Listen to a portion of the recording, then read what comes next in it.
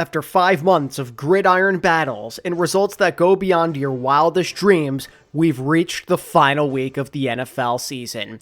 Super Bowl 60, Seahawks, Patriots. It's the ultimate grudge match of the century, a Super Bowl 49 rematch where Seattle are finally trying to cash in on their revenge.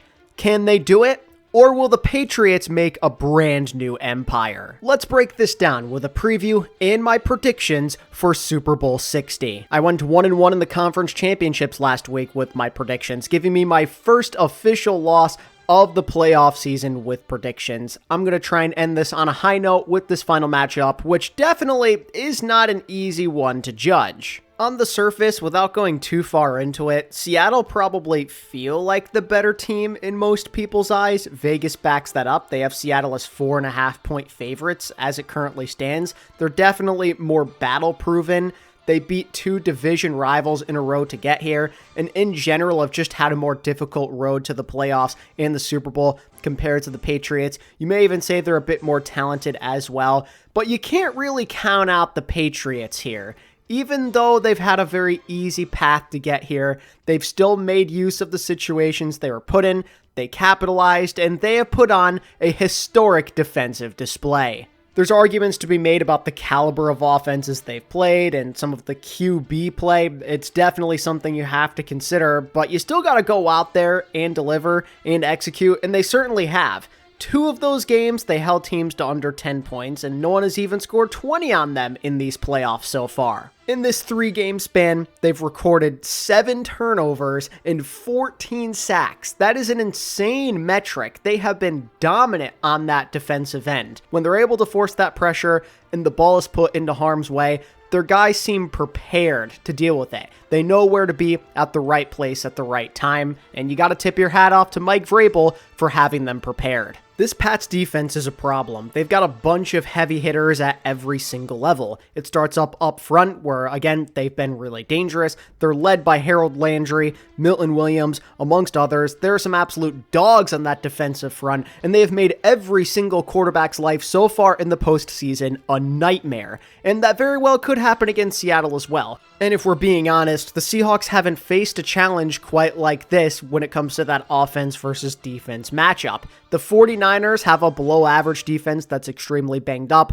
and the Rams D is just okay. It is very gettable. We've seen Seattle put up a ton of points against them multiple times throughout this season. They haven't played a defense like New England's in this postseason so far. It's going to be quite an adjustment, and it could lead to a much worse performance from a Seattle offense that has just been lighting it up as of late. But don't be mistaken, it's not just because of that pass rush that you may be concerned about Sam Darnold, who's had a lot of time to throw so far in this postseason. It's also just because the Patriots have a lot of guys out there that make your life miserable. The linebackers, they fly all over the field. They've got some pretty hard hitters that'll knock you on your ass constantly throughout the game. They'll set the tone early. Seattle are going to have to deal with that chippiness. But then on top of that physicality, you have an elite secondary with Carlton Davis and Christian Gonzalez blocking down both sides of the football field at any given time. That's part of the reason that pass rush can be so successful, because it's just so difficult for these wide receivers to get open. New England truly do boast a terrifying unit on defense. However, this does go hand in hand. You've got to think about it both ways. While Seattle haven't played a defense quite like New England's, it's also true that New England's defense hasn't played an offense quite like Seattle's in this postseason. While you do have to give them credit for some of the outputs they've put out in these playoffs, there's no denying that the caliber of offenses they've played so far have been pretty damn bad. The Chargers really struggled because of bad offensive line play. They had 2 backup tackles out there. The Texans' offense has been a mess literally since the start of this season, and there's no Nico Collins, and CJ Stroud played like the worst game of his career, essentially. And then with Denver, when you're finally supposed to be playing a good offense, Bo Nix gets hurt, and there's terrible weather on top of it. So they haven't had a true test quite like this just yet. So maybe Seattle can blindside them with the sheer amount of talent they have, with how good Sam Darnold has looked. I'll be the first to say that I owe this man an apology. I had zero faith in him even late into this season to deliver in the clutch, but he has done it a lot as of late, and this one against the Rams was truly special, and it could be the thing that sends him over the top and gives him the confidence he needs to overcome the last true ghost that has stopped him in his career so far, the Patriots. Back when he was on the Jets, he was absolutely terrible against them, so this could be a way to get the ultimate redemption. Beat the team that basically kicked him out of town, and finally get that Super Bowl ring when no one thought he was ever going to come close. This man's on a mission. He's playing with a true chip on his shoulder. He was the best player on the football field in that win against the Rams. A damn near 70% completion percentage, over 340 yards passing, with 3 touchdowns on top of it. There were injury concerns going into the playoffs with him, but didn't look like it at all. He looked perfectly healthy, ready to lead this team right to a championship. He is on fire right now. I think it's about time that I put the Sam Darnold is seeing ghost meme to rest. He has been great against a lot of top caliber opponents, and finally, against his rivals in the Rams, no bad turnovers and just a truly elite performance from wire to wire to give him that true confidence, to show him he is not the same player that he used to be. All the experience that has led up until this point has him prepared and could see him finally hoisting up a Lombardi, and I really do think he's got a good shot at it. If he plays how he did against San Fran and against the Rams, they are definitely going to win the championship. And he's got a lot of good weapons at his disposal to help make that happen. Some that the Patriots may not be totally prepared to face. Because if we're being honest, so far, along with these offenses struggling that they played against, a lot of them aren't necessarily the most talented. I think in general, if you look at the Patriots' schedule this season, just from top to bottom at position-wise, the Seattle Seahawks may have the most talented offense they have played so far. They've had a cupcake-like schedule. A lot of teams don't necessarily have that complete team, but Seattle do. This will be a big-time adjustment for the Patriots.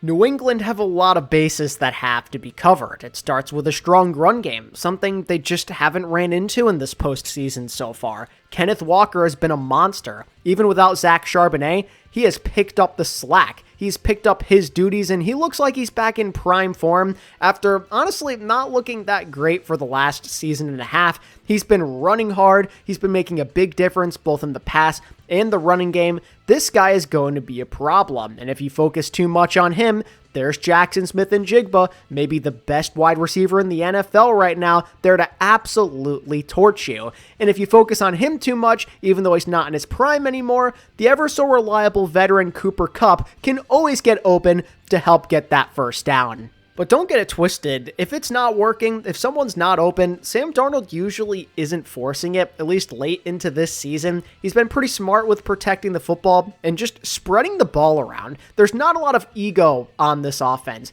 No one's super selfish. They're very selfless, if anything. They're going to go to whoever's open. It feels like they're all truly bought into the system, and that's part of why I really do love the Seattle offense, and I have a lot of faith in them to put up some points against this nasty Patriots defense.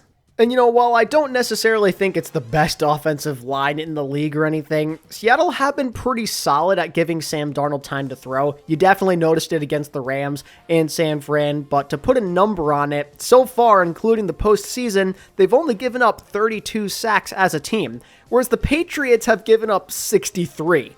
Pretty stark difference there, to say the least. He's going to have time to throw.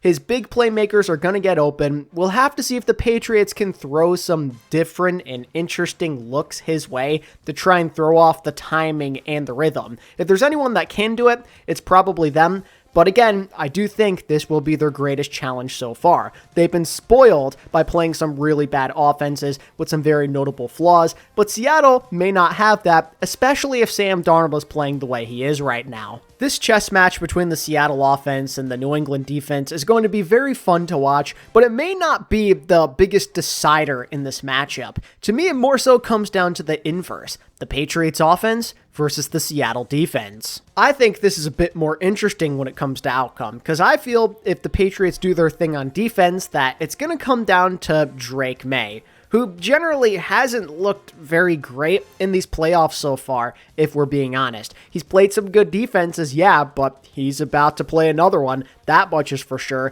And if he plays the way he did in those other games, they're probably not going to do all that well. This game could get out of hand very quickly. Drake May's been turnover prone. I believe he's been sacked 15 times total in 3 games in these playoffs so far. It's been rough. You can tell there's a bit of a learning curve going on. He's holding on to the ball too long, not always making the best decisions. But the thing is, the Patriots are so overdue for a good game on that side of the football. While the playoffs haven't been very good, if you look at this season as a whole, they've been really solid. I believe somewhere in the top 5 in yards per game. Drake May is literally an MVP candidate, and they have a lot of good weapons as well. They've got a good dual threat running back situation going on, the powerhouse Ramondre Stevenson, the speedy Travion Henderson. They've got Stephon Diggs, who's a good veteran, and that wide receiver core. And in general, they just have a lot of ways to torch you. They've got a good deep ball. They can run the football well, and Drake May is mobile and sometimes can shock you with the amount of yards he can pick up with his legs. And I just can't help but feel like eventually they've got to be overdue for a breakout performance, right? They've had too much success this year to have a 4th dud game offensively in a row. It just feels unrealistic to me. I think they're going to find their looks, they're going to take their shots, and they will put up some points at some point throughout this game. It's going to happen. There's no way they can be denied again. I don't care how fraudulent you think they are. There's just too much talent over there for them to go out sad. I refuse to believe it. They're too well coached. Drake May is a bright young player, a superstar in the making. They're going to figure it out, and I think the Seattle defense is going to have their work cut out for them. They have so much experience playing against top defensive units. I mean, they literally played 3 in a row. Chargers, Texans, Broncos, all of them gave Drake May trouble, but when it came down to it, with the ball in his hands, he was able to end the game. Definitely could happen against Seattle as well if the opportunity is there. And I don't know, to me, the Seattle defense is a little bit gettable. I know they've been lights out this season. Literally, they had the least amount of points per game given up in the league in the regular season, and they're top tier with yards allowed as well.